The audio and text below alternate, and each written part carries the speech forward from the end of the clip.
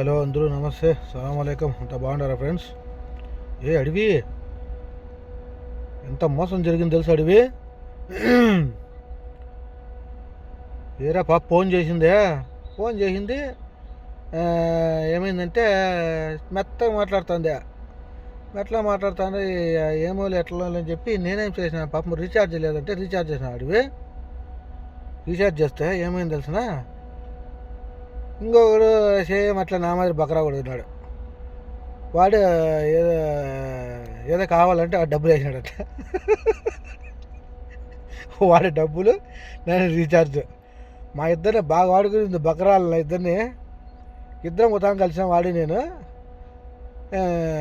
నెంబర్లు వచ్చి మాట్లాడుతా చూస్తే నా ఫోన్లో కూడా అదే నెంబర్ ఉంది. ఏమి ఎట్లా అంటే ఇది పరిస్థితి. వారి అమ్మ ఇద్దరిని బకరాలు చేసింది అడివే. అట్లా ఎవరన్నా కానీ నమ్మి చెడిపోద్దండి, సరేనా? చూసుకోండి. మీకు డబ్బులు బొక్క, టైం ఒకటి బొక్క. ఏం ఫ్రెండ్స్, ఆలోచన చేసి ఏదన్నా కానీ చేసుకోండి పనులు. ఇప్పుడు నాకు లాస్ 300, మా వాడికో లాస్, వాడికో 300.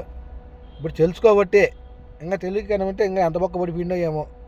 చూస్తారు అడివే, అట్లా జరుగుతుంది అడివే. అడివి కానికిలేండి. ఓకే అడివి, బాయ్. అందరూ బాగుండాలి, అందులో మనం కూడా ఉండాలి. ఎవరు మోసపోకండి ఫ్రెండ్స్.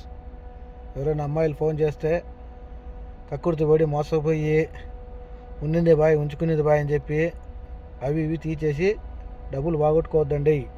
ఇది నా సలహా.